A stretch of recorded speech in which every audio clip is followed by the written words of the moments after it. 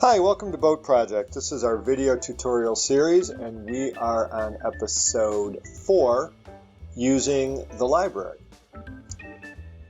So when you first log in to BoatProject, it'll take you to My Tasks. If you click over to Library, it takes you to this screen. This screen will show you any documents that you've uploaded. I haven't currently uploaded any yet. Also gives you the ability to search for public documents. So for example, if I wanted to, I could go to Search Documents. I could type in, say I'm looking for a Perkins engine manual or something. I can choose Public Documents. And these are all documents that show up in the public library.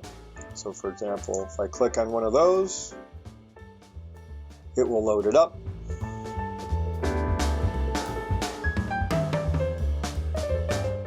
And here is a manual. It's some kind soul, uploaded for us. Hopefully we can return the favor when we upload manuals. I will show you how to make those public to share those out as well. You can also make it full screen, pop it out, get some more controls, print, that kind of thing. So I'm going to go back. I'm going to clear my results here and show you how to upload a document. So, in order to add a manual, just click the plus here.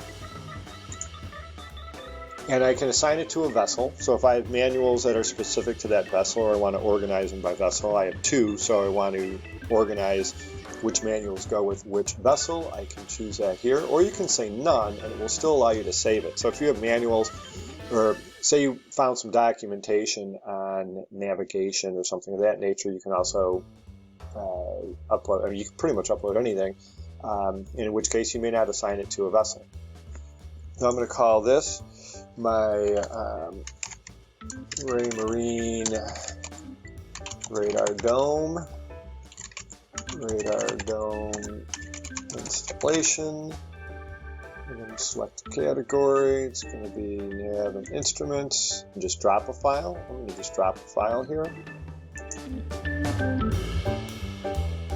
I just click and drag it.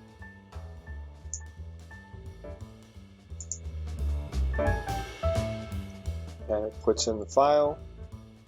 And at this point I can say, do I want to make this public in case somebody else might need a quantum radome installation instructions? I'm going to say yes.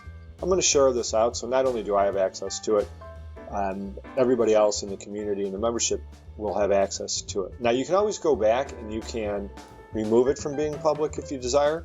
So it's not like it's a big issue if you make it public, because you can always pull it back.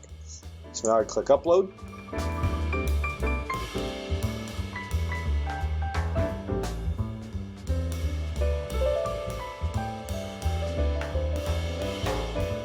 And now it's showing in my library, and it's also showing that it's public and when I uploaded it.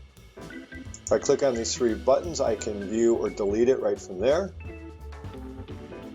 If I click into it, it will open it up.